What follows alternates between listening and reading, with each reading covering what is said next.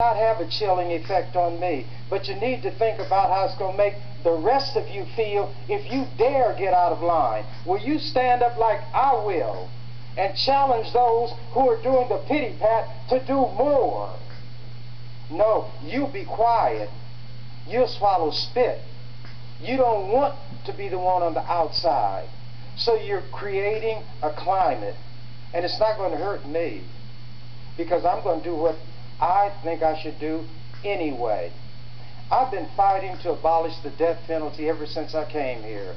So for Senator Lindstrom and Senator McCoy and some of the others to think that they hurt me by killing a bill, they don't have any understanding at all.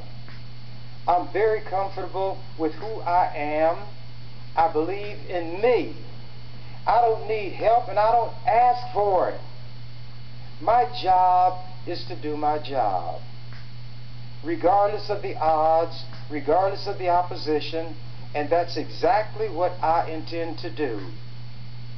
Senator Davis is going to give you all a chance on the first bill up to punish me further. But it's punishment only if I see it that way.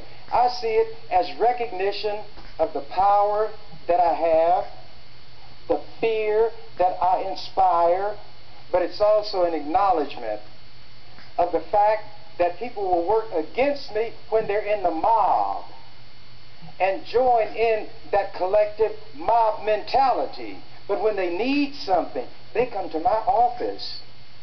It's like that song about love for sale.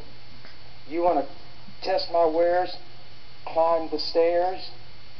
They're like Nicodemus, who went to Jesus at night because he didn't want anybody to see him, but he wanted to make an inquiry. So people come to my office and they make inquiries. But I'm something like what a priest is supposed to be. I don't reveal what happens in the sanctuary of the confession booth, but you know who you are.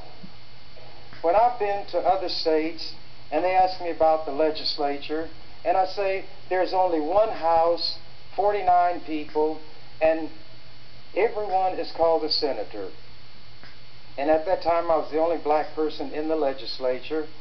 And people with the attitude they have about the backwardness and racism of this state, and that's the way Nebraska is viewed around the country. If you don't believe it, you ask people when you leave Nebraska.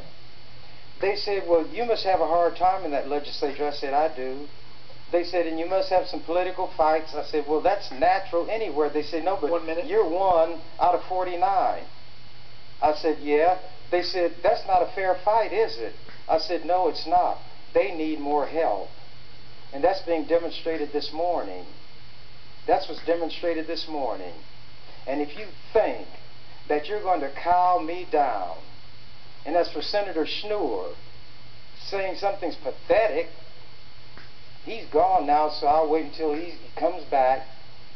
But anybody is pathetic who thinks he will stand up in his piddling arrogance and say, Senator Chambers, I demand that your resignation be on the desk by 10 o'clock Monday morning. Kids in my neighborhood would laugh at that. White kids in high school who understand things would say, don't judge me by him.